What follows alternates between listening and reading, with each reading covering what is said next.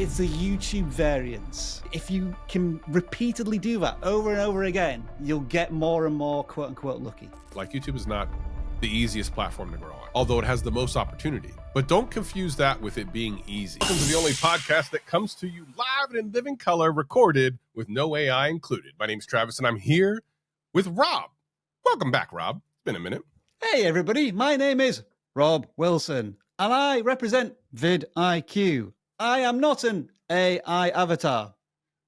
I love this. And, you know, we did an episode, Dan and I, just the other day. Well, actually, it would have been last week when you're listening to this, about AI. And I never got your feelings on it. Although, if you're on the main vidIQ channel, you've seen some of Rob's thoughts. But let's talk about it here on the podcast before we get into some of these questions that have been sent in. All right. And, of course, if you're new here, this is a podcast to help you grow your YouTube channel. We talk about a lot of different things, the news of YouTube. And, of course, we answer your questions as you send them in. Last episode, we talked AI and Sora 2, and you've done a lot with it. What are your thoughts now? Yeah, I guess you might describe me as reluctantly embracing it at the moment, just because I am part of a team that is all about YouTube education, and we can't ignore the fact that AI is here to stay. And this time next year, it's going to be unrecognizable from what it is today. And I think we need to be aware of that, regardless of or not of whether we use it. I have found myself, maybe it's not subconsciously, is not the right word, but I have found myself trying to dab my feet into it for little bits here and there. And it's not usually for like B-roll where you might expect it could be useful. For me, Travis, right now, I just seem to be using it for nothing but comedy. Like when I want to do something fun and entertaining that isn't serious, like it's almost intentionally bad AI, and you know it is, but it's used to emphasize a joke in the video. I think that's the extent of where I am using it comfortably right now. And I think I'm more than happy to use myself in a self-deprecating manner with AI, and you as well, if you've seen the video that went out today. Some wonderful vocals you've got on yourself. Very impressive. But yeah, for the broader creative domain, I kind of bowing down to the thoughts of people like Casey Neistat, who seem to have a much more rounded and thoughtful opinion on it, in the sense he's talking about the funnel is getting bigger and bigger at the top, in the sense that pretty much anybody now can make content using it's not even like a camera anymore. You can make a video with a sentence and access to the internet. Now, that's where we've got to. But that funnel is enormous, and how much good content is coming out of it at the moment is a question that I can't fathom or answer. If I'm honest. And Dan and I dove in this for about an hour in the last podcast. So if you're interested in the subject, make sure you go back and listen. And one of the things we did talk about, I want to get your take on this one thing that Dan came up with, that I started to agree with the comments on that video are both ways. And that is that you aren't necessarily creating your prompting, so you're a prompting engineer. I saw a comment in the video saying that, no, I'm still a creator because somehow they created it with the sentence. And I still feel like you've prompted something else to create for you. I can see here's my thought on it. I think I'm still on the side of it being prompted. I'm pretty open-minded about things. Someone can change my mind. But you're prompting an engine to do all the creative work for you. No matter what you've described, it is not as descriptive as what ends up happening in the video. Sometimes it's pretty close to it. Sometimes it does something you didn't even think to do, and you're like, oh, that's even better. But so did you create that? I feel like you prompted someone. It's almost like me going to an artist and saying, paint this picture of a lovely beach, and then coming back and this amazing painting has been done, and you go, yeah, I created that. You prompted the painter to paint it. But I don't know. What do you feel about it? I was ready to disagree with you up to the point of where you said, yeah, I got someone else to do it, but I'm claiming it as my work. It's like, yeah, I kind of see where you're coming from there, because there is this bit in the video that I did today where I prompted Sam Altman to say something along the lines of, we're embarking on the greatest project in global history of either asking for forgiveness, not permission, in the sense that they have seemingly downloaded the internet and are now offering that back up to us in this huge cement mixer of results. Oh, I love And that. it kind of makes you feel a bit icky when you consider that there are going to be people out there who see the financial benefits and opportunities from that.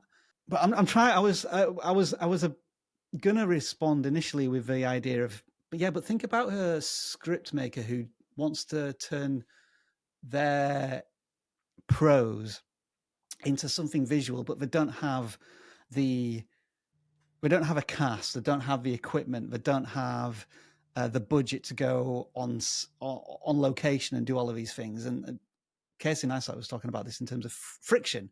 You can remove all of this friction to make creativity accessible to all. But yeah, I guess the removal of the friction is actually it's like a placeholder that's been put there, or like a boilerplate. OpenAI has given you all of these boilerplates, but they've maybe acquired them through nefarious actions. I don't know. Is that liable? Do we need to edit that out of a podcast? No, I think you can say that. I mean, it's been controversial. I mean, people Yeah. have shouted out because they scour the internet and YouTube videos and whatnot.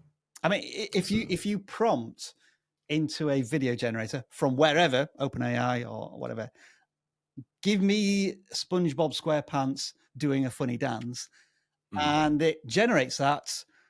There is only one way they were able to get that source material, by accessing it from somewhere. And as far as we know, was that permission granted to the generative program where it was made? And that's another subject that Dan and I talked about in the last podcast. So make sure you check that out. If you have not already and you like the subject, it's very deep. It's not just, is AI good or bad? Like, we really dove into it. So this podcast is where we answer your questions, and you can send us messages. How do you do that, you ask? As you always ask, I'll tell you. If you're listening to the audio-only podcast, there's an option in the show notes that says text us. And if you click that, it'll send us a text message, much like the one we have today. Sometimes people don't leave their names, so I don't necessarily know who the person is, but here's what they sent us. I'm a 50-year-old new YouTuber. I have a reaction channel that was just monetized. Nice. Congratulations. I want to pivot into parenting content as I'm a mom of 6 across 3 decades. Whoa. I have 4 adult children and 2 under 7. I'm sorry, what? You have 2 kids under 7 and you're 50? Well, let me take my hat off to you, because I'm going to tell you something right now. I'm not trying to be around no kids under 7 right now. Too old for that. I want to pivot into content around the world I grew up in and raise my first 4 children in, no longer existing, and navigating the parenting in today's world. I think what they're basically asking is, how do they do that? That's a great question, because it depends on what your reaction channel was of. Like, I don't know. That's the one thing you don't tell us. Yep. So I feel like what they're saying is that, they want to pivot to content around the world I grew up in and raise their first 4 children in that no longer exist, I guess. Especially considering that today is so different. Like, so if you are reacting to the news, then being able to pivot to a channel about how things are different now versus, back then, that there could be like some Venn diagram overlap there, right? But if you're reacting to funny TikToks and now you want to do something serious, that sounds like a new channel to me. I don't know. What do you think there, Rob? It sounds like a new channel just on the limited information that we have. But I think the encouraging thing to say is that if this creator has already been able to monetize a reaction channel, I see no reason why they can't monetize a parenting channel, but do it faster, because you've already learned a lot of the things that you need to learn, and you've already done a lot of the mistakes that many creators make. And it sounds like you got a pretty unique perspective on this, given uh, the experience you have in parenting. And so their parenting now covers, I guess, a time frame of grown adults who may already be married and having their own children, and continuing to raise uh, younger children themselves. So that felt seems like a really interesting dynamic. That we always talk about this skill or superpower of being irreplaceable. You know, whether it's the DIY aficionado who has this big shed that they can work in, or this big space. This creator, I think, has this unique superpower that's really hard to replicate by anyone else. Yes, I 100% agree. Their story is interesting, and over the course of many videos, they could tell their story and then give tips. Like, as you're older, I don't know. I'm gonna speak for myself. I'm not gonna speak for this person. I don't know them. At my age, I have less patience. A 7-year-old around me would not live very long because I do not have the patience for it. I just don't have the patience for things right now. If I was 30, maybe I'd have more patience. So I feel like that's an interesting subject. Like, as an older parent, there's plenty of older parents out there. How do you deal with that? How do you deal with I mean, it's one thing when you're just a regular parent of quote normal age, whatever that even is, say your mid-30s, and your kid comes home and says a bunch of words that you don't understand. I feel more disconnected from that age group than ever. Like, I just got on to what CAP was just a couple years ago, and they keep coming up with skibbity doo toilets and all this other stuff. I don't know what any of this stuff means. I don't need to know it. But imagine that's like you got to deal with your kids every day coming home saying some new stuff and trying to understand what it is and plus now they're growing up with things like AI. AI was in the movies when I grew up. That wasn't a real thing. It was like, cool. Oh, that looks really cool. No, this is on your phone now. And by the way, you have a phone that you can walk around with. That wasn't something I had when I was growing up either. So I feel like that's such an interesting story that you could tell that, and it sounds similar to what you're talking about. That just, I would just make a new channel with that. I wouldn't even pivot the other channel. I would just, I agree. keep it. Let's not pollute your current reaction channel if it's continuing to do well, and continue to support that channel and the audience there. That is going to bring in some revenue, which may help you with this new channel. Like, hey, maybe this could be the opportunity where you think about let's say you earn $100 a month from the main channel. You take that $100 and you give it to an editor or whatever you hate doing. You can outsource that for the second channel, and that allows you to scale it a little bit quicker. I love that. That's so smart. And it's something that we have encouraged people to do, like as they get monetized or whatever, find that thing that you need to put off, whether it's thumbnails or whatever. Of course, we have, thumbnail generation stuff here at vidIQ, but whatever it is, and invest back into the channel, you'd be surprised how much faster that helps you grow. This next one is an email. Of course, you can send us an email, theboost@vidiq.com. Very short message, but the picture tells 1,000 words. And I know you're going to have thoughts about this. Why did second place win? And for the audio podcast listeners, Chris sent in an email with a picture of the thumbnail A/B test thing. And it shows 3 thumbnails, all different, which, by the way, in my opinion, well, 2 of them are different. 2 of them are the same, and one's kind of way different. I like the fact that they went with completely different looking thumbnails for the most part. For audio, I agree with that. I've had to put on my other glasses so I can see. So he can zoom in and look. And it says the test finished without a conclusive result, which is pretty common for smaller channels and stuff. That's actually very common. And what he's showing here is that thumbnail 1, which is 41%, is now being shown versus thumbnail 2, which has 42%. So technically it's the winner. Yeah. And then thumbnail 3 had 16%. So he's asking, why did second place win? And the real answer is here at the top. But I want to go deeper into like why this is a thing. But the test finished without a conclusive result means it's pretty much going to put whatever your default thumbnail is correct as the winner. Yeah. So that's why that quote won. And because it's a 0.6% difference between first and second place, it's just like, it's not really conclusive. Now, we had a meeting recently where you were kind of talking a little bit about this tool and the title tool and such. And Dan has given his thoughts on it too. And I'm kind of somewhere in the middle. Can you Mm. share your thoughts after having used this tool and the title tool for a while now? Kind of your overarching thought on the use of it. You know, we waited for years for this tool. Yeah. Was it worth the wait? That sort of thing. Give us everything. I wanted to give some feedback on the results there first. Do you mind? Oh, all right. I'll pull it back up. Yeah. That's So, fine. because what I find interesting here is that there's 3 thumbnails, but again, for audio listeners, thumbnail 1 and thumbnail 3 to me look pretty similar.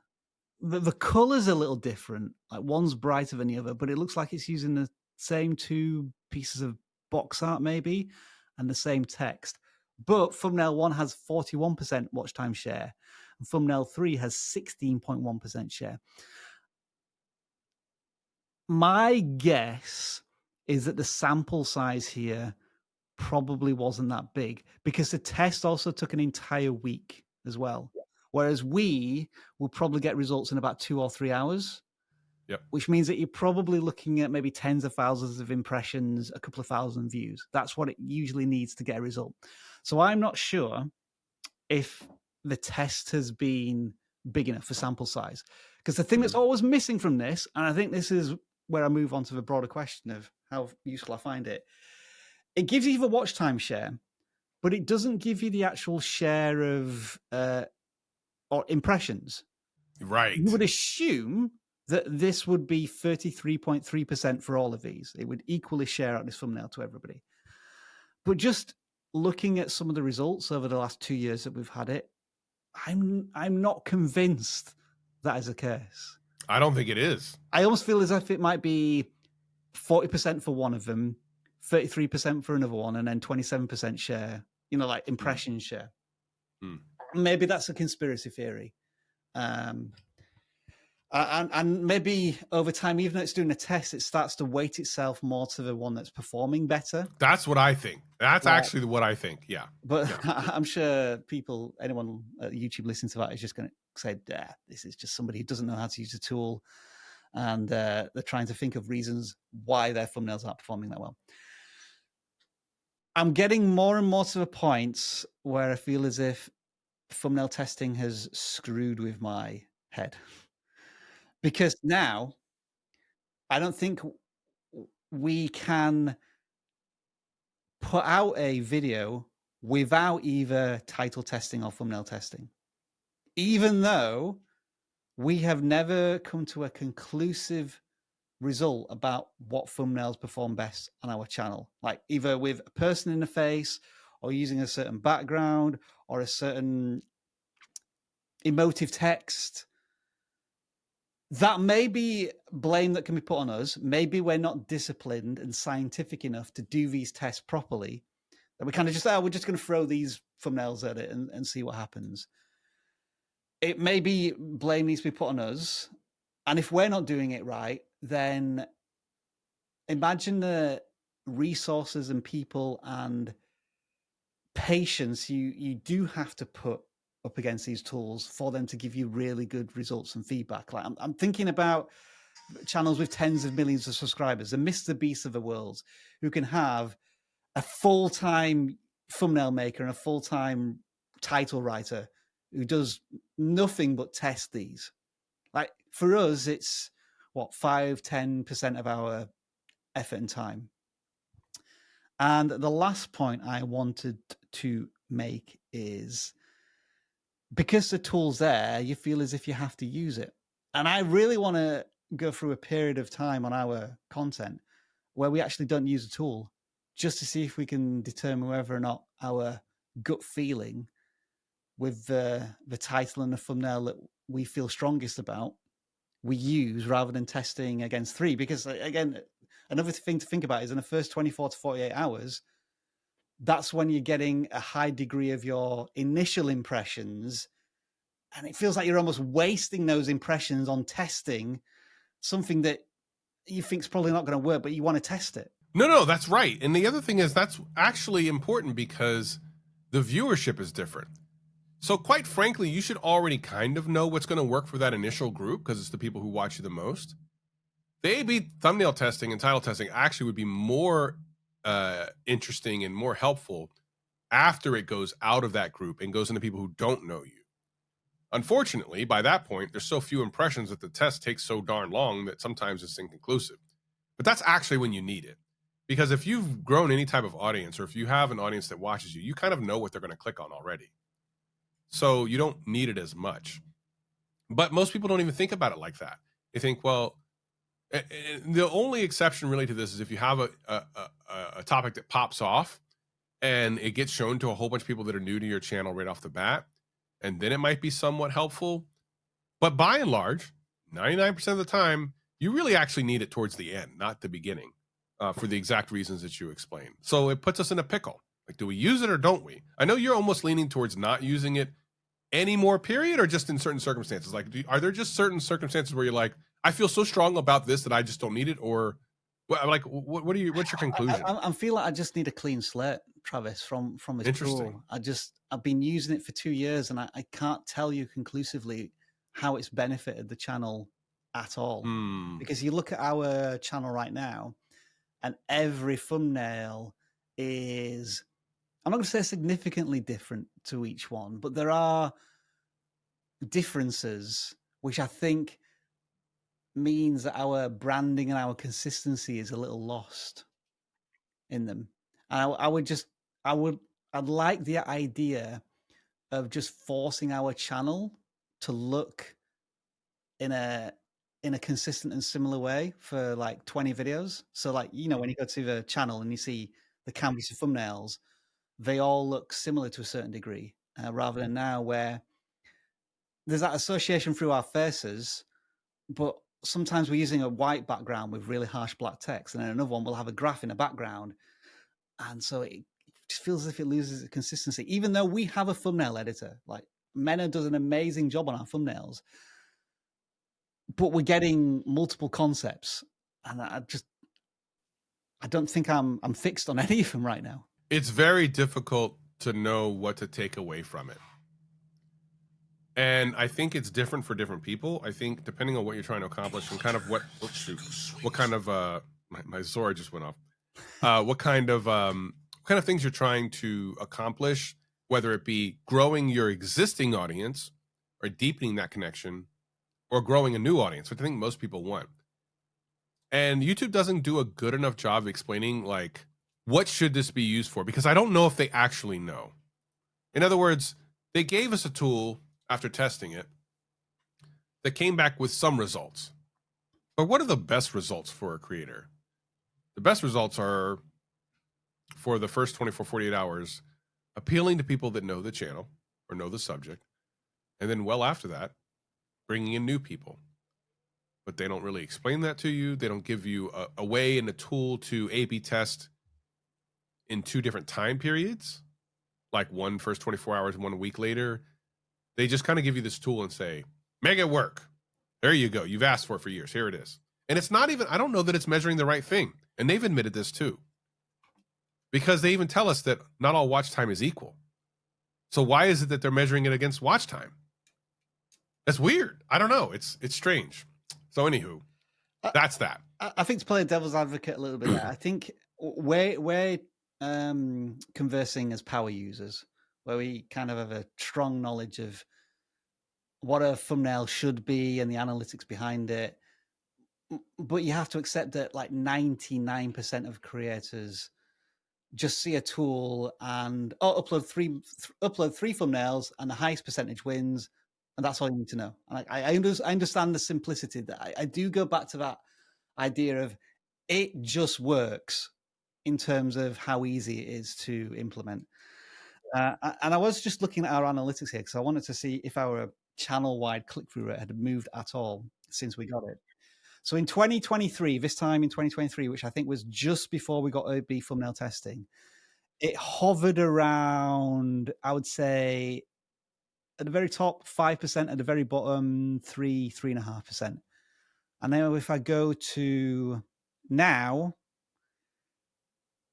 it's maybe increased by 0.5%. So I don't know. Does that mean that A/B thumbnail testing is working, but our impressions are way down compared to where they were 2 years ago? And that's the thing. So I don't know. Impressions are important. Yeah, So maybe the thumbnails are working more for our concentrated audience, but not for a new audience. perhaps. And that's where you have to dive into statistics even more. And by the way, if you need someone to dive into your statistics, we have a link down in the description and show notes for our one-on-one coaching, where an actual human coach will go into your analytics and help you figure out what you need to do to move forward on your YouTube channel.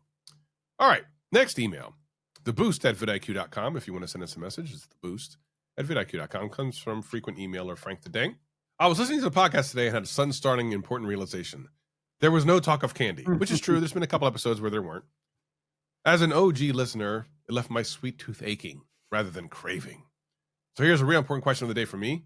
Where do y'all stand on circus peanuts? You know, the orange foam marshmallow peanuts. I think I know exactly what he's talking about. I have no clue. Never. Google it. Google it. Circus peanuts. Hot take here, but I love them, especially the soft ones, or if I leave them in the bag car for a couple hours in the summer. Just don't microwave them. Trust me on this one. Much like a lot of those types of candies, trash. Not worth your time. Don't do that to yourself. You can use it for shipping things, like packing peanuts. A/B testing, this is ironic. A/B testing still feels like a cop-out to me, titles or thumbnails. Spend that extra time putting the love and passion into your existing formula. I think it'll go further in the long run. One good, genuine effort is better than 3 half-hearted tickets in the algorithmic lottery. That's a cool little sentence there at the end. It's an interesting way of thinking about it, in the sense that now we have this tool, maybe our focus is being diluted by the fact that we're immediately thinking, I've got to come up with at least 2 or 3 thumbnails, or I've got to come up with at least 2 or 3 titles, rather than just saying, right, what's the best title I can come up with here? But there's also the other argument that strategists will say that you should always be coming up with like 10 or 50 titles and then narrowing it down to the best one. But yeah, it's an idea I can understand and appreciate and kind of embrace in a moment. 99% of the time when I'm creating content, I know the title before I ever shoot the video, which I still think is a good best practice. And even better if you have the title and thumbnail already in mind. The podcast is the big exception, because a lot of times I don't know exactly where the meat of this video is going to go. And it's a long video, right? Yeah. So I don't know until after the fact. I don't recommend that for regular content. I feel like if you do that, you're trying to stuff the most important part of a video into the last second. And sometimes you're failing the video. Like maybe you made this incredible video. You don't know how to title it. And then no one clicks on it because no one knows that it's an incredible video because your title and thumbnail suck. And that comes back to a quick subject I want to jump into, which is a lot of times we'll see, I'll see comments, because I see tons of comments every week. Doing this for a job is like, you see YouTube comments and everything all day, every day. And a lot of times you'll see people complain about what's happening to them on YouTube. And I just got to tell you that like YouTube is not the easiest platform to grow on. It's just plain not. And in some instances, it might be one of the hardest, although it has the most opportunity.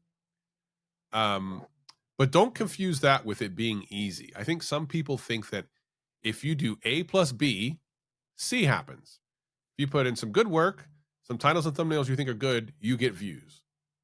No, that's not the way it works. I've talked to a bunch of like successful creators who will even say there's a little bit of luck in there, because sometimes there is. It just depends on like what you're doing. Of course, you got to do all the right things, but sometimes there's a little luck. Like a viral hit is rarely a viral hit on purpose. Rarely. Sometimes it is, but it's rarely. Most of the time it's like, crap, I just had 5 extra minutes and I wanted to shoot this thing, and then 300, 700, 800,000 views later, 2 million views later, things are different. But what I notice is frequently, and I'm not going to say all the time, I don't like to carpet answer anything, but blanket statement anything. But I will say that this is routinely true. In our comment section here on the podcast or on the main channel, someone complains about something not working, or maybe that our advice isn't good or something like that. Whatever it's anything like that. I go to their channel and they've never done any of the things that are the obvious things that you should do.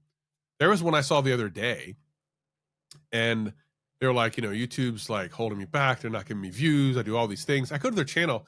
I couldn't tell you what their channel was about. at all. Like I wouldn't be like, if a gun to my head, I wouldn't know. And I'm not saying that to be like downplaying anything. I literally was trying to figure it out. And the reason why this is important is because as a viewer, if I go to your channel, what am I watching? If I as someone who does this for a living couldn't tell you, a viewer would not only not be able to tell you, they wouldn't care long enough to try to figure it out. They're not here to try to figure out puzzles. They're here to be entertained or educated. So I think some people just think that when they watch YouTube advice videos and stuff, oh, I'm already doing that. 9 times out of 10, you're not.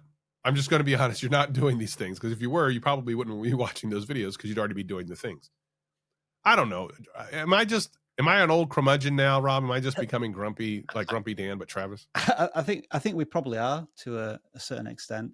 And I think from the viewer's point of view, they're probably watching like the 6th or 7th video from us or any other YouTube educator, and we're kind of saying the same things. And so because we're all saying the same things, by osmosis, they think they're doing those things, but they're just hearing the same thing over and over again, never applying it, and think, oh yeah, I'm doing that because I've heard it so many times. The thing I wanted to just come back to there was the idea of luck. Have you ever played poker? Blackjack more than poker, but I've played games like poker. Yeah.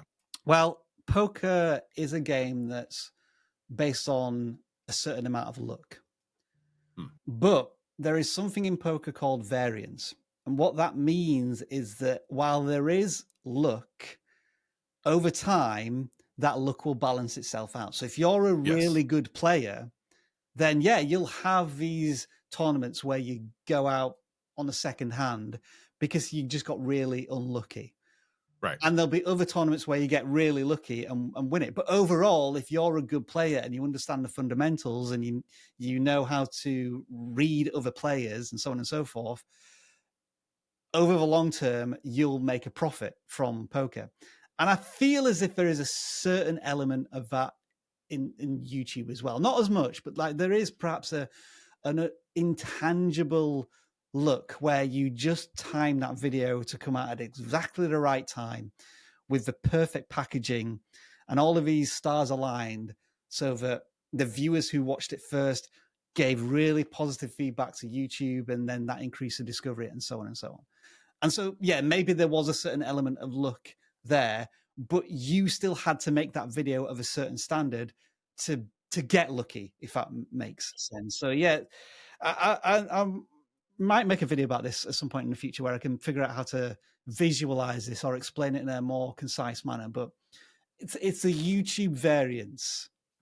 Yeah, there may be videos that are brilliant and that don't work, and then other ones where you spend 10 minutes on it and it gets tons of views. But if you can repeatedly do that over and over again, you'll get more and more quote unquote lucky. I love the title, like, this is why YouTube advice doesn't work for you, with a capitalized YOU. Yeah. I like that as a title. If we had spoken more about this on this podcast, I'd probably make that the title of this channel, of this video, but we have other things we got to get to. Another email from a creator, theboost@vidIQ.com. I don't know if we're going to get an exact answer for this one. It's a little complicated. This one's from Dustin. I am 90 days new to posting content on YouTube and find a lot of the advice you and other channels similar give to be non-beneficial to my specific niche, florography. Before I go further into this, Rob, whenever I see someone say something like this, I think you're not really listening to the advice then, because the number one advice is obsess over your viewer. That applies to everybody. Second advice is make content people want to see. That applies to everybody. And the third advice is research your niche deep. That applies to everybody. But let's continue on. A major inconvenience with my niche is the number of words that do not translate over for captions, and that amplified for my audience that speaks to Arabic and Hindi. I've been creating a separate video file, an SRT file for each language, and uploading in an English-speaking video with subtitle file that is pre-translated. Right or wrong, I have no idea if most of my views from my support channel and my subscribers I invited over from social media.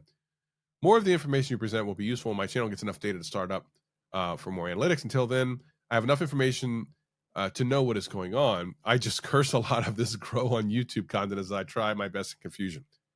So this is an interesting email because there is like a question here, even though it's not really a question. And then the actual question they have, I don't know that I have the answer to as far as like getting their translation stuff. First of all, YouTube is doing the new translation thing, auto dubbing thing, which whether or not it's great, definitely up for argument, should do most of this for you anyway. Should auto-translate into other languages anyway, so you shouldn't have to worry about this. Having said that, this is a little bit deeper than what I would be able to help you with. I think Team YouTube is probably the best place to get an answer for that. But the first part, which I talked about, which is like it's not beneficial to your niche. Again, the stuff we're really teaching is beneficial to every niche. But this last part is actually really important. Most of the information you present will be useful when my channel gets enough data to start opening up more analytics. This is true. We actually have this as a problem for some of the aspects of the vidIQ plugin. We're trying to be better about it using AI to give you more kind of results that aren't necessarily specific to the data you don't have because you don't have it. But when you have more data, you can make some better decisions. So I understand the thing there. And that's one thing we don't really talk enough about maybe on the channel even, Rob, is when you don't have a lot of the data that we talk about, how do you make some of these decisions even? So I was having a look just in the background to find out what floriography is. Yeah, what is that even? And so its definition is the practice of communicating messages through the use of flowers and their symbolic meanings. That sounds like a pretty tight niche. And so when I did a search on YouTube, here are the videos at the top of the search rankings. 10,000 subscribers, 46,000 views. Wow. 70,000, 21,000 views. This is the third result, 98 subscribers, 2,500 views. And all of those videos are over a year old. So the thing we have to accept and appreciate at the moment is that there is a pretty low ceiling when it comes to audience on YouTube. There is an audience there. There's an audience for everything on the platform, but it is pretty low. So I guess in one sense, you already have this big handicap of trying to reach an audience that isn't particularly that big. Now, it could mean that in your favor, you don't have much competition, so you could become the dominant floriography creator on YouTube, which is good. But yeah, I think going back to the question then of what if you don't have the data on your channel?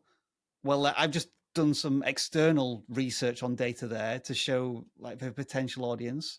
It's not that big.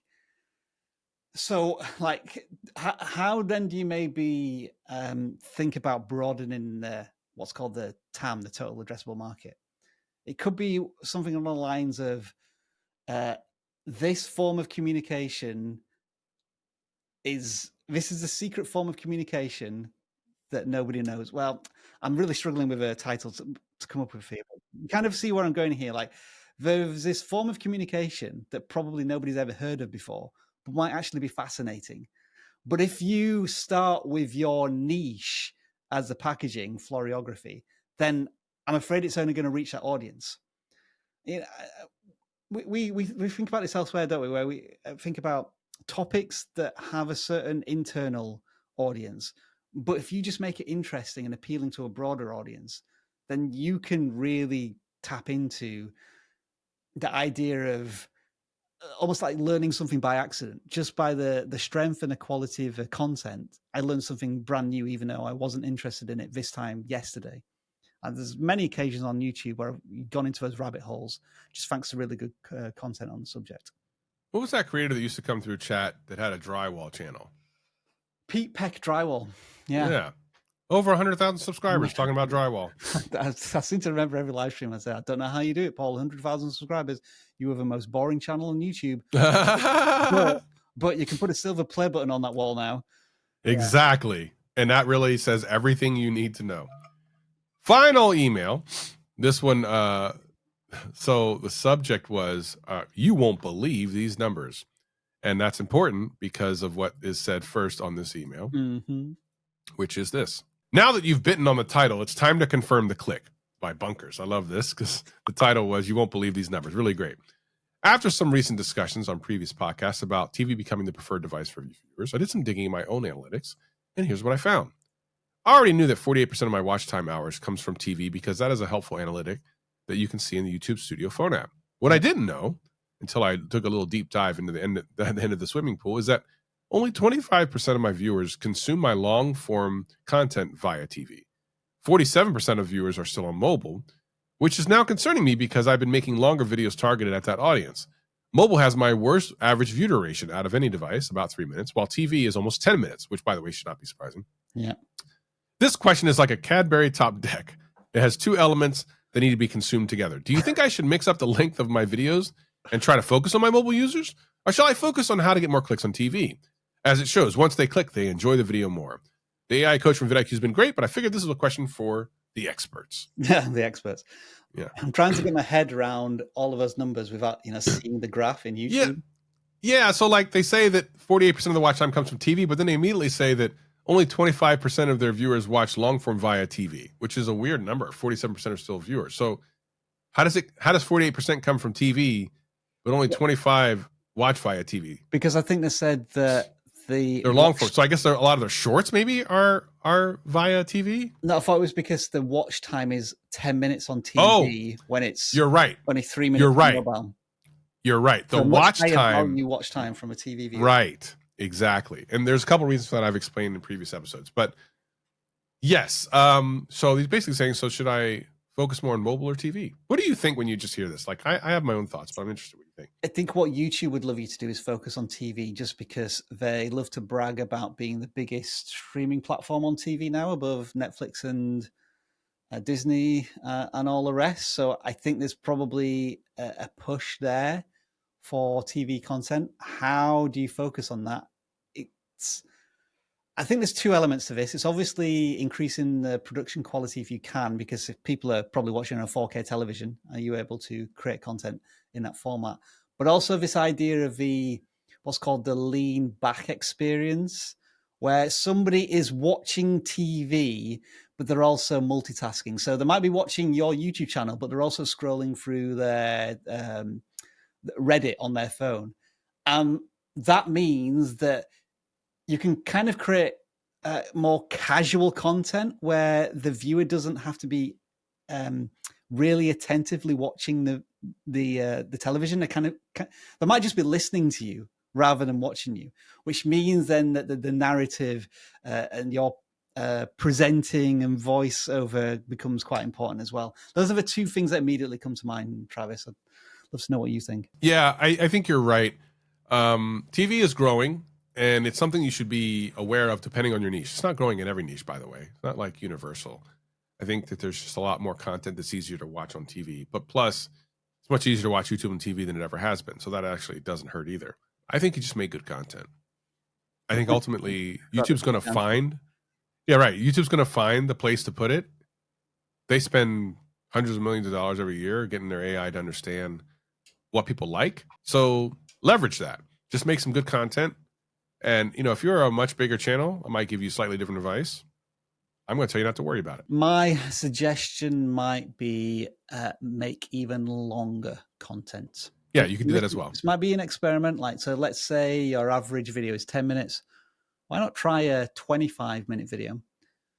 Yeah. And for your own sanity, you don't spend twice as long on it. So you maybe make the edit simpler, or you just leave in more of the conversational stuff, of things that you would usually trim out, purely as an experiment. It might not work, but if you're finding better, more valuable results coming from TV, then that usually does give you permission to try even longer form content. The longer you become a content creator, the better your instincts are. So I just want to remind you that if you feel like, I think this new direction might work on my channel, an experiment is not one video.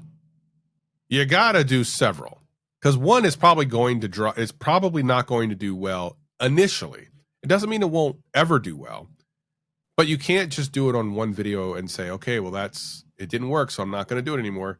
Because it's probably not going to work, at least initially.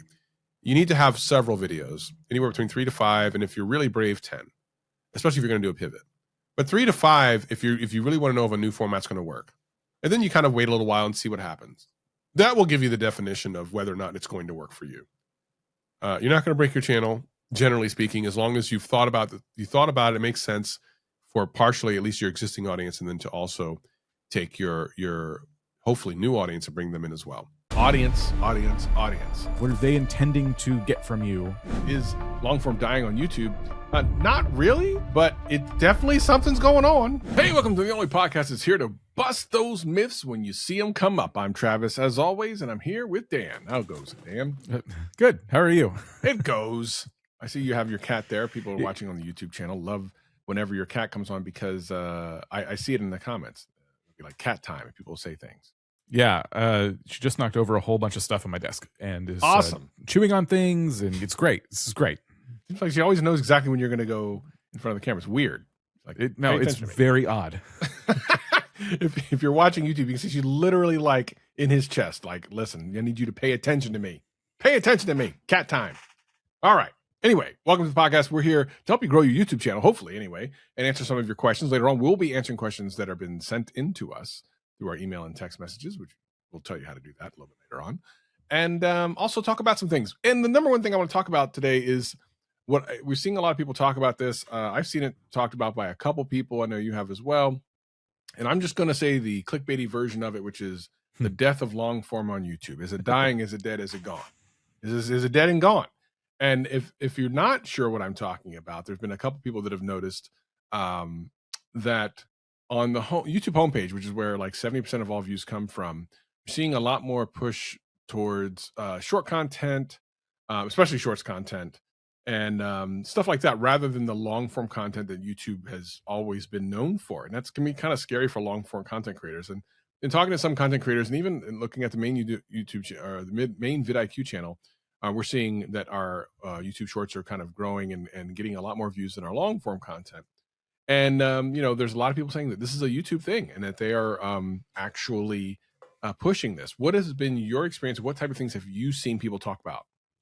I feel like I could take the entire time we have up on this because I've talked to so many people, I've seen so many things, and I'm just utterly confused. So on the one hand, I talk to people who feel like what you said, like long form video seems to be deprioritized. We are seeing it on the main channel for vidIQ, but for my personal channel way outside of our vidIQ niche, my long form videos are doing better than ever, and my shorts aren't. They're fine. Like they're not doing anything. But then again, I'm right now I'm prioritizing long form. It goes to show that like there's a lot of nuance in whatever's happening.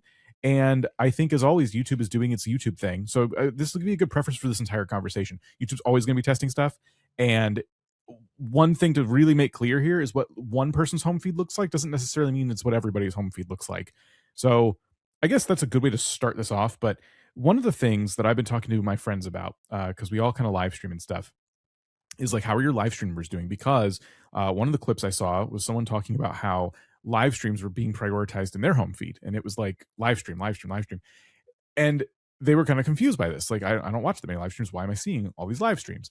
And it made me feel like maybe live streams, since they're relevant and they're right now and YouTube loves relevance, maybe they are just being pushed to people more often. And my friends and myself are seeing jumps in views on our streams concurrently. Then again, we're also in a niche where some stuff has happened and there's more reason to watch us right now. Like our topic is starting to like gain more traction at the moment. And so I'm kind of in this echo chamber with my friends who are all kind of doing the same thing and it's doing well. And we're like, is this a YouTube thing or is this just the way things are right now? So it's all very interesting. And my experience varies a lot, which is why I enjoy talking about this, because maybe this conversation will help me put some things into perspective. If not, I at least hope that the chaotic stuff that's happening on all my home feeds explains maybe what's happening on other people's home feeds out there. Yeah, and I think it's important to acknowledge a couple of things, that just because one person sees something doesn't mean that everyone's going to see the exact same thing, especially when it comes to YouTube. Can you talk about what Linus Tech Tips saw, which by the way is one of the larger tech YouTube channels on YouTube, and they've had a lot of things to say when it comes to the way things have worked. But what have they recently said about like their home feed? Yeah, I don't know. Maybe we could pull this up. It's from their podcast. There's a clip. There's a few clips about it, and one of them I watched. Linus pulls up his homepage, and it was for him, and he's like complaining about this. He's like, "This is a live stream. This is a live stream, and this is an ad." And then that's the only three things at the very top row. It just had enough space for 3 thumbnails. Then you have to scroll down a little bit to see the short shelf. And then I think the next thing he saw was the playable shelf, or it was a VOD and then the playable shelf. But he was basically saying like, look how far I had to scroll to finally see a normal YouTube video, just a VOD. Yeah. And then they got really confused because they saw a video from the Outdoor Boys guy, but it was his old channel, and they spent most of the time talking about that and being confused about it, which is pretty funny. But in any case, I thought this was interesting given that my live stream numbers have been up, my friends' live stream numbers have been up, and something else has been happening just around my niche. I'm finding streamers that seem to be botting, or in the way they defend it, they're like, no, I'm not botting. YouTube is taking people who are falling asleep while I stream and pushing them to my live stream. Oh, interesting. And so it's this weird thing where you kind of have to take them at their word. But if you watch their streams, their numbers go up like unnaturally, like 50 to 100 viewers every like few minutes. And the chat is dead. Like they'll have their normal audience there, maybe 20 people participating in chat, and their numbers are going up, going up. Could it be that thing where they now simultaneously put it in the shorts kind of live stream thing at the same time? Could that be it? If they did that, I think the numbers wouldn't reflect on only that long form I'm watching. Yeah, see, that's what I don't know. When you're streaming to both, when you look at the live stream numbers, is that aggregate of both, or is it just the one stream? That I don't know. I think when I did this before they introduced that feature of dual streaming at the same time, it was two different sets of numbers that I had access to, but maybe it's changed. When they were asked about it on social media, they said, no, what's happening is they are convinced what it is YouTube's recommendation system is basically pushing people towards live streams. And upon testing this lightly myself, what happened was I watched a video, I let the video end, and I let YouTube autoplay take over, and it pushed me to a live stream. So that could be happening. The people I'm talking about, there's multiple people stream at night, and at least in like America, and it would make sense that their stream is just going and going, and the number keeps growing because people were watching a video and they let YouTube autoplay just do its thing. They're watching on TV. TV loves to prioritize live streams, and they just leave it on. They're not participating in chat because you can't really participate in chat on a television. So that when Linus is showing me that his top of his feed is live streams, it just kind of starts to make me conspiratorial in my head. I'm like, is this why some of the people I'm following are getting their numbers snowballing like this in this really weird, unnatural way? Because indeed, YouTube is prioritizing live streams both on the home feed and in recommended. And I know this wasn't really about live streams. We're talking about long form videos. Well, I mean, it's this kind is of just the same one thing. Yeah, yeah. anything that's not long form. Sure. Yeah, this is just one piece of like, I don't know if I can even call it evidence, one piece of curiosity for me that is making me wonder what is shifting, because this definitely wasn't happening a few months ago, but now like my numbers have increased, not in this weird unnatural way, but they've increased for sure. My friends' numbers have increased. I did have one stream where my numbers went up unnaturally, and I know I wasn't botting. They didn't go up to the degree of some of the other people I'm talking about, but they were still like going up, and no one was chatting. I'm like, what is happening right now? Yeah, so, I mean, it's odd. With all the different ways that YouTube tries to do content, it's so difficult because the reality is, could there be something conspiracy related going on? Maybe, but a lot of times there's something else that actually is the answer. And what YouTube will typically say in a situation like this is that they always follow the audience, and it's just the audience is changing, and that's totally possible. It's totally possible people are really just into live streams now on YouTube, and a little bit of extra promotion on YouTube's side ends up being a lot more because YouTube will promote the videos that people want to watch. So I don't think what we're saying is if you just sit there and let YouTube autoplay that you're randomly going to get some live stream from a YouTuber you've never watched before. I don't think that's about a subject you probably don't care about. I don't think that's what we're saying.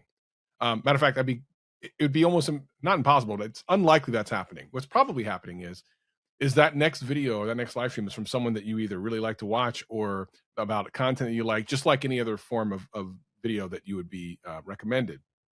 It's cool that live streaming could be a thing, and weirdly, like I was just pitched a live streamer for an upcoming podcast channel, and we actually do have an email of someone talking about shorts versus longs on their channel, so we'll get to that later. But something is happening for sure. Like the one thing that's undeniable, something's happening, whether it be the audience and it's not some type of algorithmic change, or if it is YouTube themselves doing something is changing. We're seeing it in a lot of different places, and people are just trying to wrap their head around it because it seems like over the last year, things have been very unstable. Just in general across the platform. It's hard to know how much of it is a glitch or a problem versus humans doing different things because things are different now, right? That also is a potential answer. We just don't quite know yet. It's, So yeah. I mean, YouTube's done a lot of work trying to get people excited about YouTube Shorts. That is going to bring in a new bunch of creators who see that as an opportunity, Yep. whether they don't feel like they have the skills to make long form videos or we're just never interested in making long form videos. We certainly know plenty of people who are not interested in making shorts. It can definitely go the other way. So the content on YouTube is going to start to change, and as YouTube changes as a platform. So it makes sense that there's going to be a short shelf on your home feed where there could be long form videos. You can also tell YouTube directly, I don't want to see as many shorts as you're showing me, which I tested recently on my phone, nervous that it was going to take away all of my shorts. And for that first 5 minutes, it did. I hit, I'm not interested, because what it did, I don't know if you've seen this on your phone. You know how the shorts, it'll show you two side by side, you scroll and there's two more. And there's, okay. So I used to only get one shelf worth of shorts. Then I got 2 shelves worth of shorts, and finally they brought me to 3. I had to scroll past 3 short shelves before I saw a long form video, and that's when I hit the button and said, "You're showing me too many shorts." And so for the first 5 minutes after hitting that, I couldn't find any, and I'm like, well, "Wait, I watched some of these." Right. And so I had to refresh a few times, and they came back, and now. And I don't know if this will start to tip back the other way, but for now, it shows me one short shelf, and then I can scroll through some long form before seeing another. And that's me just trying to teach YouTube that I watch some shorts creators. It's cool to show me their videos when they pop up, but I also watch long form people, and I want to see them too. And it's going to continue being weird and confusing. And the only thing we really have to go on is like the data that YouTube presents us. And luckily, our channel, like the main vidIQ channel, and we have the podcast channel now, like we get a lot of interesting data points. And from our own data, our shorts are doing very, very well. And our long form videos, not as much as they used to. That could be for a number of reasons. But, and I don't want to, I'm about to jump topics here. I think a lot of it has to do with just regular user demand and things shifting, whereby we teach people a lot of things about YouTube, and those things are searchable. And we started before shorts doing searchable content, and now we're continuing to do that, but shorts are dominating search. So for vidIQ, it makes sense that our shorts would do very, very well and our long form wouldn't do as well, because we're just answering questions really fast with shorts, and people like quick answers. Yep. For an entertainment channel, they might try shorts and people are like, I don't get it, but the long form videos do really well. It's just so different depending on who you're talking to. Yeah, and the type of content and where also you watch. So I just took a real quick look at my phone, because I already know on my computer, which I watch a lot of content on, in my TV, I watch a lot of content on. I actually don't watch a lot of content on my phone. I wanted to see what it would think about me, because on my computer, it's mainly long form content. On my TV, it mostly is, although now you do see shorts there, but I never watch shorts on my TV. So I'm looking at my home feed on my phone, and it's mostly long form. At least I should say the first 3 videos are long form, and then there's a little bit of a shorts section, and then it goes back to long form. I think it knows because I just mainly watch long form. I don't watch short form hardly at all. So it does give me an opportunity to watch some, because every once in a while I watch one, but for the most part, it knows across any device what I'm watching. I'd be interested, what does your computer versus your phone look like? Is your phone more short heavy than your computer? Because it should know device by device, like which you're watching from. That's a good question. Let me log into the same channel on both. Right. And then go to YouTube Home on my computer. And so right now on my phone, I have a long form video, and then there's a short shelf with only 2 shorts. Then it goes to a long form video, a long form video, a long form video, 2 shorts.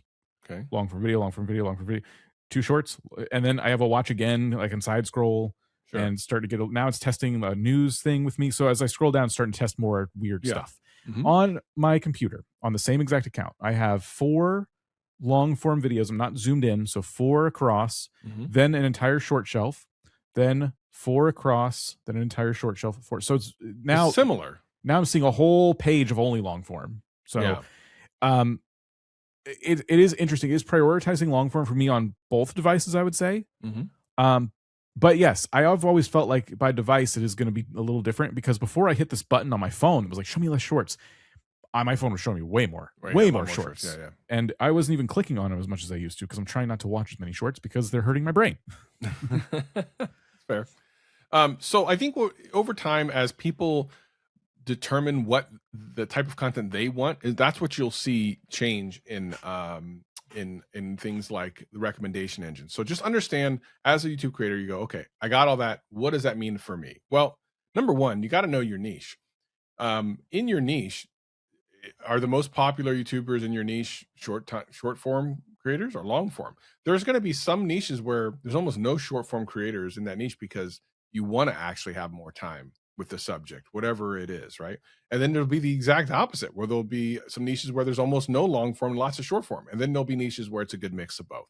So you should understand your niche and be the expert there. One thing I've always said, and I'll say it again, no matter how many people I've ever coached in on YouTube, I've always told them, you are the subject matter expert in your niche. You know more about it than I do. I just understand humans, and we can put those two things together and win, right?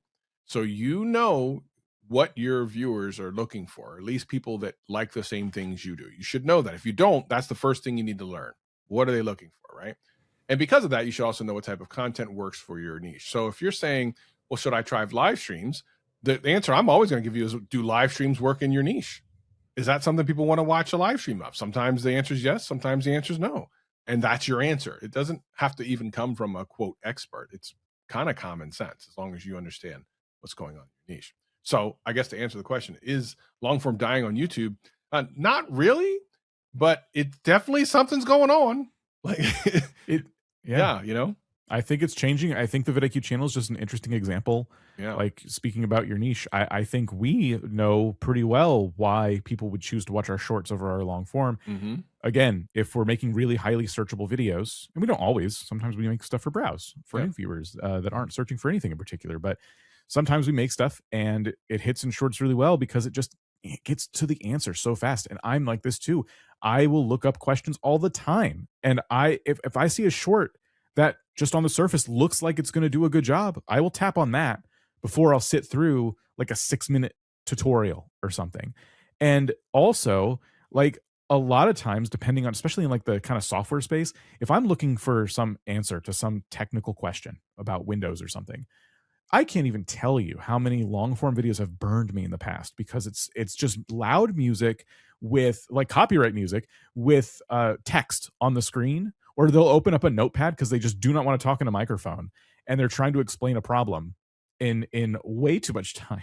And then right next to that will be a short with someone who's talking, and it'll be 30 seconds. And they're like, okay, if you want to turn off Copilot on Microsoft, just click here, here, here, here, here, here. I'm like, thank you. That's all I wanted.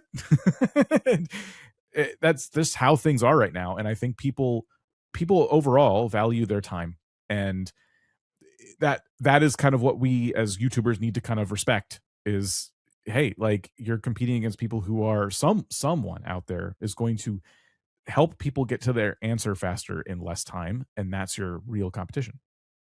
I want to share something that us as a company are doing, because, you know, you listen to everything we're saying. Okay, well, that's great. Like, how do I figure out what I should make next? Well, it turns out vidIQ as a company has come out with something new, the vidIQ feed. We've done a video about it on the main channel, but I want to real quick show what it looks like. So if you want to check this out, you actually can try for free. There's a link in the description below or in the show notes if you listen to the audio podcast. If you listen to the audio podcast, this part's going to be a little bit more difficult because I want to show a screen, but you know, go over to YouTube, check it out. So this is the new feed option. This is for the vidIQ podcast. You can see how many subscribers you have, how many views you have. And then what's cool is it gives you like these actionable things. I think a lot of tools, what they do is they waste a lot of time by just telling you things, but then you don't know what to do about it. So like the first thing you can see here is a thumbnail on an old podcast we have, and then an enhanced thumbnail that's automatically been created. And I can actually apply that thumbnail to that video, which is really cool. Some title suggestions on some previous videos, just, and you can just click apply title. Like if you like this new title, like the How to Succeed on YouTube, or this one decision changed my YouTube game, that sounds great. I can hit apply title. It'll put it on the YouTube video and you're good to go. This one's great. New traffic from 5 related videos. I love this because this one, for example, this video says if your video dies under 500 views, this is the problem. This sounds like something we should do content on. Like, I love this, right? So I can go click this and watch this video, and I can see that it's like a video that people are watching and then coming to the vidIQ podcast channel and also watching. That's actually super critical. If you understand what people are watching before your video, then you know what else they're interested in. You can make videos just like that. And then we have this really cool thing called niche outliers, which looks in your niche and tries to find outliers of videos that are performing really well in your niche that maybe you should consider making videos on. And we look at this, like there's one that says YouTube killed my income. Here's my plan moving forward. It has this thumbnail that says demonetized. So that's maybe a subject that we should look at and talk about. So this is a really cool tool, and this trending keyword tells you what a random keyword in your niche that's working well that you can try today. You should just go do it. It's free. You go up to vidIQ.com and sign up for a new account. And if you already have the account, just go to vidIQ.com, sign in, and it's on your homepage, the homepage of that. And it's really cool. It gives you some really cool things that you can do. I wanted to make sure you guys check that out. Wanted to make sure to mention that. Cool stuff that we're working on here. Mm-hmm. All right. Yeah. So now we have some emails, and I think some of these might even touch on some of the things we've already talked about, but I like that we didn't necessarily, now Dan didn't know any of that, so I don't think that I did this just to, tee up a great thing, but this is what happened. So if you want to email us, you can send us an email to theboost@vidiq.com, and the very first one comes from Geo Sassy. Long-time lurker, but never emailed. I make earth science educational videos, and I monetize at about 9,000 subs. My main goal is just education and making enough to cover expenses. No intention of giving up the day job. Content is either outdoor walks and info or video essays under 15 minutes. My long-form audience is very narrow and is normally 98% men over 45 in the US and UK. Short form is 80% male and split fairly equal across all ages. So I know that I know others can find me. I really appreciate these lovely lads, but would love to broaden my audience to maybe include students, crystal girlies, and younger adults that are generally interested in nature, etc., who may like this field but don't realize it yet. I'm a 20-something woman myself, and so these are literally my people. I'm really struggling to hit these audiences despite rebranding my thumbnails, etc. I've spoken to other creators up to 300K subs in my niche and adjacent niches, and we all have similar audience analytics. Is it a lost cause because we all seem to have the same issue, or is there something I could do to hook a young audience? Because I exist. Any tips are welcome. Geo Sassy, that's amazing email. And I feel like sometimes this is a question that, in my opinion, and Dan might have a different opinion, which is why I like to have other people here. Sometimes the answer is exactly what you think it is, which is the largest audience for your type of niche is exactly what you're getting. And the niche that you're wanting to get is the audience you want to get for your niche is so small that it's going to be hard for you to make that number go up, because kids your age, people your age, aren't as interested in that thing. Period. I mean, you can even see like in your thing, you said mostly are men over 45, and even men younger. You said in shorts a little bit, but that has more to do with the format than anything. It's easy to digest and move on. If you want to get long form stuff, it's going to be difficult for you to get some of the female audience that are younger, or even the male audience that are younger, because they're out there doing 6-7 things. They're doing 6-7s. They don't really care about things like that you're talking about. There are some people out there, and you are probably already reaching them. You just may not realize it.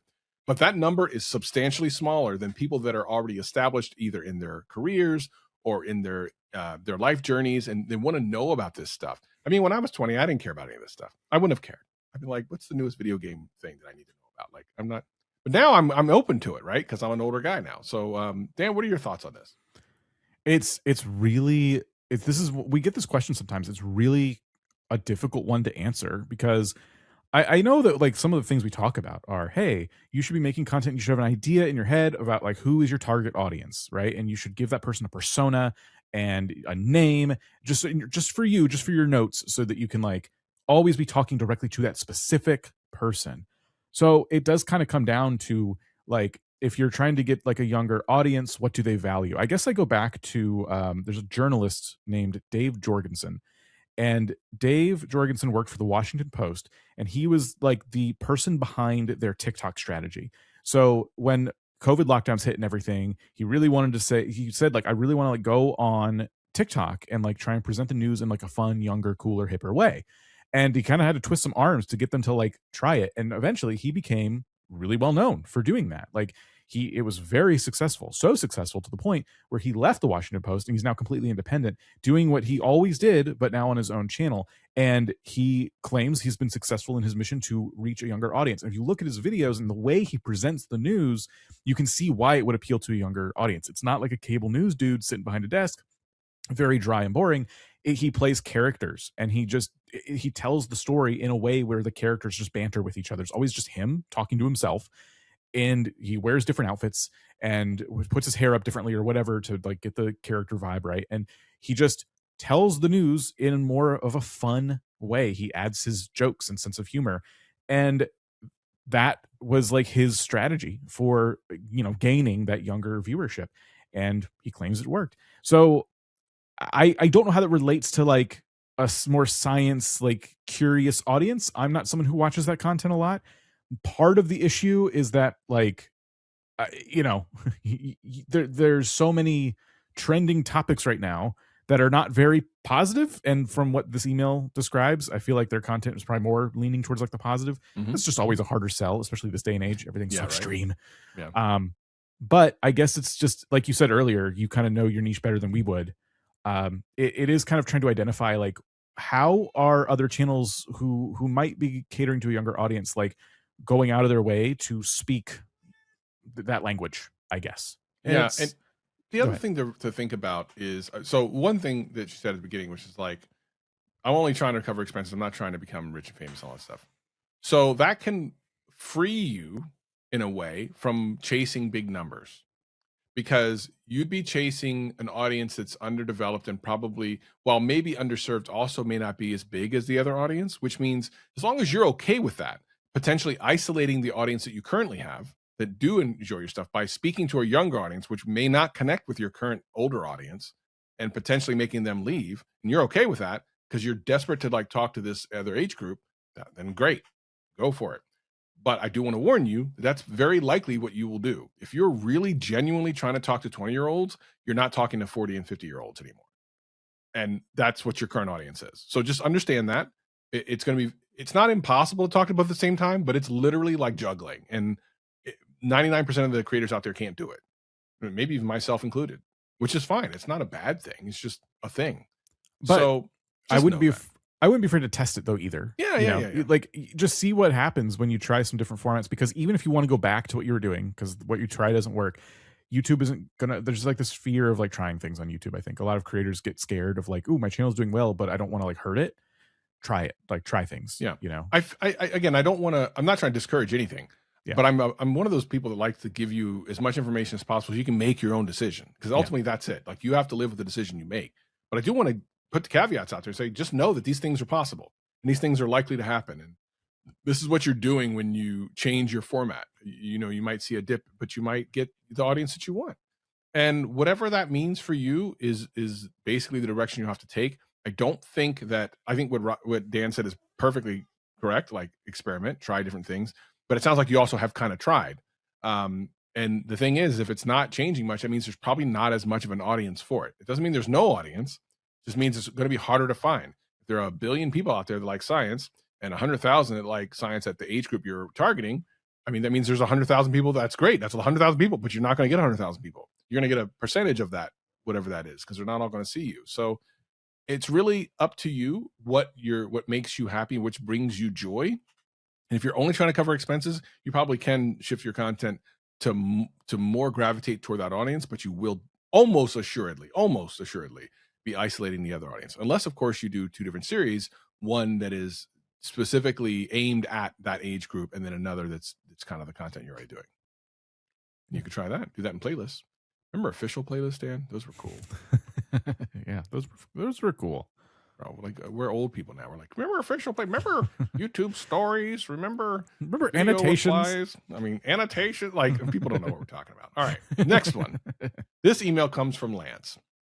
And by the way, I think this one is really long. If I remember correctly, a lot of these emails I get sometimes are really long, and I have to cut out bits and pieces. Yeah, and I think this might have been one of them. So I kept enough in that I think it makes sense. All right. My channel is 10 years old. It has never come close to 4,000 watch hours time requirement.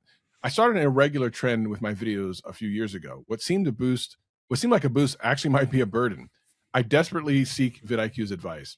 The majority of my channel has reaction videos to trailers for games and movies.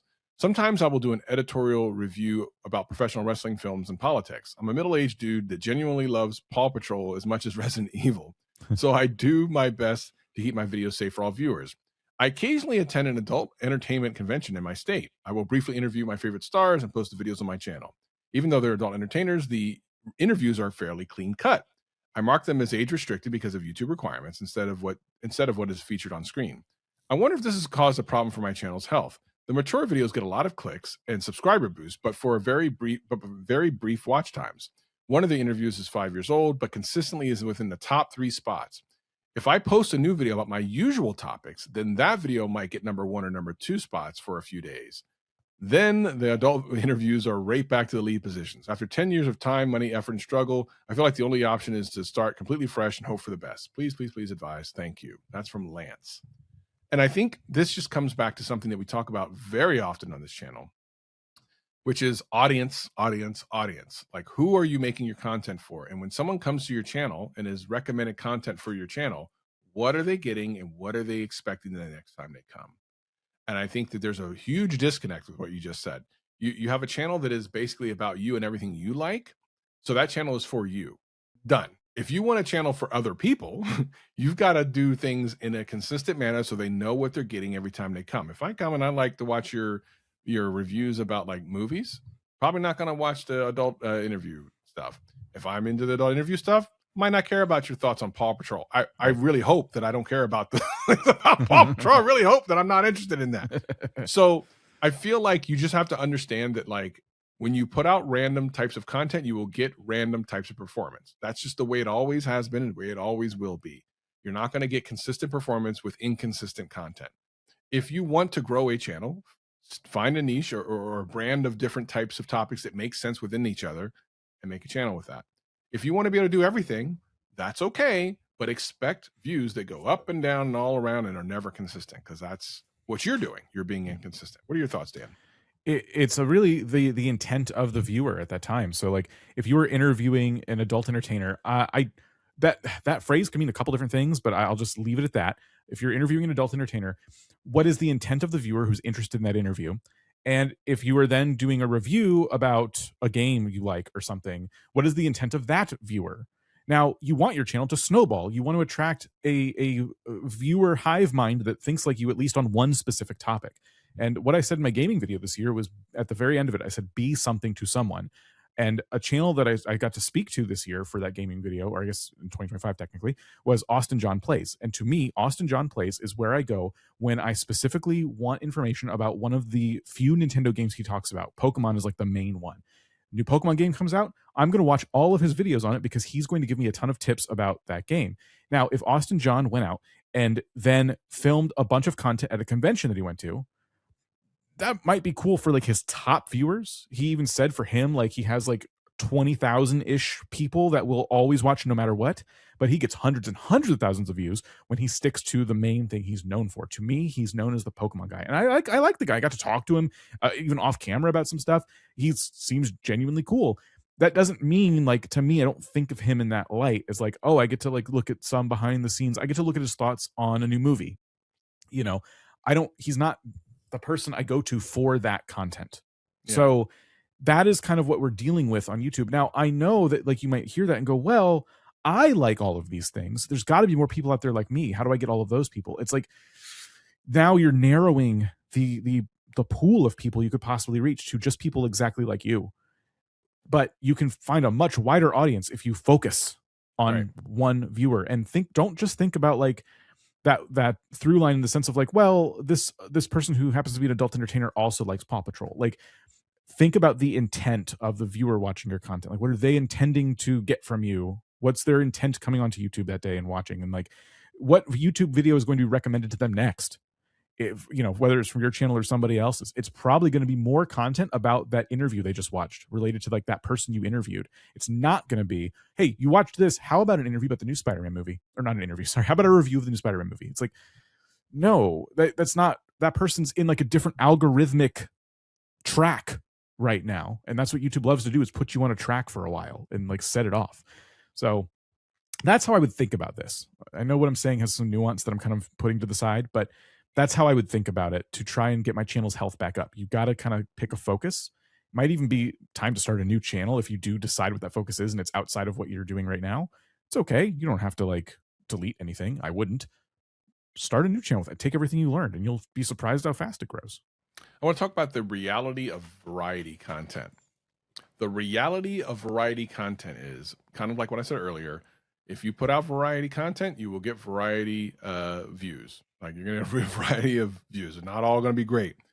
And some people will say, well, but I know this one YouTuber who does all types of stuff and he gets all types of views. Well, there's like two answers to that. Number one, and this is going to be the most common answer to that, which is what you think is successful is probably not what they think is successful. And I keep going back to this one content creator. I remember a while back that I was watching one of his videos.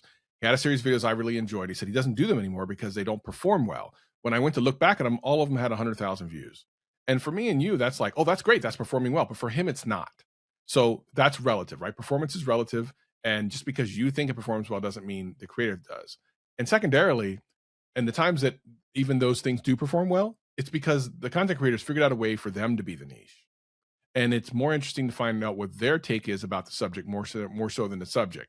The vast majority of YouTubers are watched because of the subject, not because of them.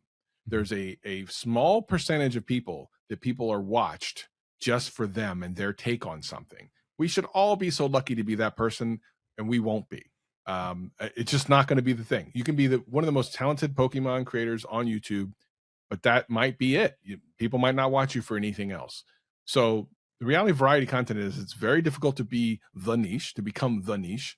And it's actually unlikely that most people listening to this will be that, including myself. Like I would love to be the niche, but sometimes I'm not. And that's okay. Just be really great at what you're great at. The one common person that gets brought up a lot in this conversation is like Moist Critical, Charlie, Penguin Zero, whichever name you prefer. Yeah. And it's every day he posts something, and it's always like just the trending story of the day. He has a couple things going for him. One, people who like him like his opinions and takes on things. They feel they relate to him, you know, and that was built slowly over time. But two, he focuses on the most trending thing possible and gets his videos out fast. It helps that he can do this full time. He is not somebody you want to look at as like, okay, that's goals, like that's who I'm going to be, and then I'm just going to do exactly what he does until it works. When he started YouTube, he was gaming, and I didn't watch him back then, so I don't know his actual trajectory, but I should probably learn. My assumption there was that he started with games and he dabbled in like giving his take on things, and it kind of started to become like a thing where he's like, I can give my take on things and people watch it more than my gaming videos. When he streams, he'll stream games, or he'll just look at the news and just chat with his chat about it. And now he has these like two buckets that he gets to live in. But I'll tell you what, people talk about how he's like the guy, like he can do anything he wants. Well, he has other channels where he does do other things. If you look at his Let's Play channel that he recently started back up, the views on those videos compared to the views on his normal videos are so small by comparison. He's doing it for fun. He's doing it for him. He can't do anything. The reason he made a separate channel for it is because he knows his main channel is now him giving his take on something, a TV show, a trending story. It would be weird of him to do a Let's Play of a game that he likes on his main channel. So he made a separate space for it. Even he knows he can't, quote, do anything. He has that niche that he's carved out for himself where he's the star of it. I agree. And again, very difficult to do. Not everyone can do it. Not to say that no one listening to this can't do it. You can always try. Give it a shot. But just understand it's very difficult. And if you don't succeed in the way you want to succeed, that's normal. Doesn't mean you're terrible. It just means it's exceedingly hard to do that. Next email. This one comes from Toby. Hey, Travis, when I comment on a video, should I sign it with my name or at my channel name, or just leave it blank? Are there implications in the tone of the language, i.e. a desire to collaborate versus I just think it's cool this is cool content? And I think what Toby's talking about is just leaving a comment on a video and being like, hey, this is Toby from, Toby's R Us. I just made that up. It's not Toby's R Us. And I think it's just, once you put your name there, you don't have to put your name again. You don't have to at yourself. You're already there. And if they're talking about maybe they're talking about adding the creator, you don't even have to do that either. Like, just leave the comment. I feel like just be cool in the comment section. And you'd be amazed at how well sometimes I can work out for you. I've gotten large content creators to collab with me based because they've seen me in their content or in their content comment section. And just be cool, man. Just be cool. That's all. We did a video. I wish I remember the names of our videos just don't match sometimes, like in my brain, how I remember them. Mm-hmm. If you watch it, it makes sense why we called it that. But like we talked to a creator who did a collaboration with Curtis Connor. Now, Curtis Connor is like a comedy channel. He's very famous. He tours, all this stuff. And the creator that did the collab with him had like, I think at the time, like 6,000 subscribers or something. And what he does is he animates people's stories using Lego. And he does a very good job. Like it's very professionally done. And so he invites Curtis to do a collab, and his advice for getting this collab was basically like, I wanted to make it as easy as possible for him. And so it's like, just come on and tell a story. I'll do the rest. And he showed Curtis his previous work, and Curtis was interested, so he jumped on, and Curtis just told a story, and then later it was animated using the Lego figures and all that stuff, and it was very fun to watch. And that particular video did very, very well for him. And like, my question was like, how did you land such a big guest? Like, the size of your channels just don't. Most people would look at that and go, "How? What? You must be friends already." And he's like, "No, like," and what it boiled down to was he just had something to offer that person that couldn't really be replicated by anybody. It's like, I have this particular skill and I like you, and I think, doing this for you would be fun. Do you want to come do this? It would be fun. And it's such an easy pitch. He gets to just talk about something that's already in his brain. He doesn't have to take notes or anything like that. And this person made this awesome video. Like, everybody wins. And I think that's like a fun, natural way to do a collab. And it's good to be in people's comments and like be familiar with them and everything. But if you're just going to comments hoping that they will collab with you, I want you to be thinking about what is it that they get out of it. And it doesn't have to be views. It needs to be like, what is this unique experience that collabing with you will bring them? Which is a very hard question to answer, but that is kind of the bottom line, Yep. And final email for today. Remember, you can email us at theboost@vidIQ.com. Comes from Mia. Hey, Travis and the gang. I love watching and listening to you guys because I learn so much while I laugh. Oh, well, that's great. I hope you laugh for the right reasons. All right. I have a relatively new channel that started in September of 24. I follow the trend of creating long form weekly and then uploading shorts to pull in subscribers every other day. Then I hit a problem. I noticed that the earlier long form began to get views. However, all of a sudden I was getting thousands of views on my shorts, and then in like 50 to 100 on my long form. I was thinking no one liked my video, so I experimented by stopping posting shorts. Then my long forms began to grow slowly and get views again. A long form video I posted 4 weeks ago now has 3,200 views and is still growing, 41 subs also. Wow, I was so blown away. So I have come to the conclusion that shorts on a new channel messes it up, in my opinion. Now I'm gaining a steady stream of subs who are not unsubbing. I've created a shorts only channel to cater to my shorts only audience because I hear other creators are split on how shorts negatively impact your small channel if you're aiming to drive long form. What are your thoughts on this for small channels, and what are the deals pushing shorts instead of long form? So we kind of talked a little bit about this earlier, but I do want to say that when shorts first came out, this was the common advice: start a new channel for shorts. We were hardcore on that. We were telling people even that. And I've softened a little bit on it over the last year because YouTube's done a better job of that. However, with the things we talked about at the beginning of this podcast, I'm starting to also now see that maybe going back to that is the right move, because YouTube, even though they should be looking at viewers separately, like, you like Travis's short form versus long form, let me get it to the right people, doesn't always seem to come out that way.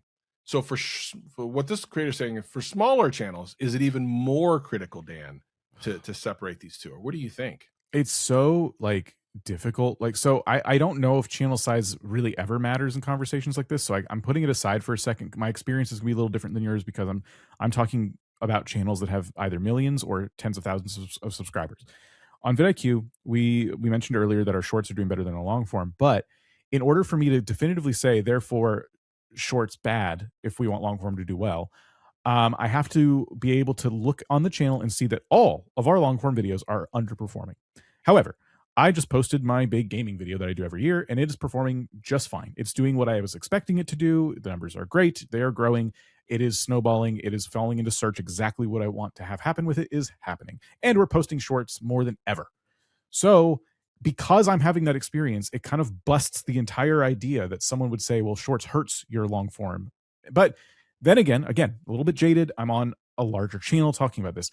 On my personal channel, my priority was live stream, take clips from the stream, turn them into shorts, do long form when I have time. But lately, I've started to prioritize doing long form again because I just want to see what would happen, like what's going to happen. And those long form videos are doing really, really well. I'm not posting shorts right now, and I'm live streaming when I have time. And you would think, well, okay, cool. Your opinion should be that your shorts were hurting your long form performance. But keep in mind, what I'm saying is my personal like time and priorities just shifted. My focus shifted. So I was focused on making shorts that were really funny and compelling from clips of my streams. Once I stopped focusing on that and started focusing on my writing of long form content, then those started to perform. And I stopped doing shorts, not because I thought they were bad, but because I didn't give myself enough time to do them, because I have a full-time job. Like I'm doing my channel for fun as a hobby on the side. So it's kind of like, I feel like I get what I put into it. And if I had all the time in the world to make shorts, do live streams, and do long form videos, I would do all three. And I'd love to see how that would do. But to me, like the bottom line is that shorts viewers be shorts viewers, long form be long form. There is crossover, but there's also an entire generation of people who prefer vertical short form content. And there's generations of people who came before them who like their long form. And again, there is crossover, but and sometimes people, it's just a mood. For me, I do like shorts. If I'm like standing around waiting for the phone call I'm waiting for or something, watching a few shorts while I'm waiting for my phone to ring, super easy. I can get a quick dopamine hit. Yep. If I'm sitting in front of my TV, I'm watching a long form video, and it better be a long one, so I don't have to keep changing the channel. Right. So it is really like, it just depends on where people are and who people are. And I think what you're finding, and I don't have your channel in front of me. Maybe your data is way more compelling than I'm making it sound, but I think what you're finding is that when you put the time and energy into making sure your long form videos are doing really well, and you take shorts and just put them out of your mind, just, I'm going to forget about this for now.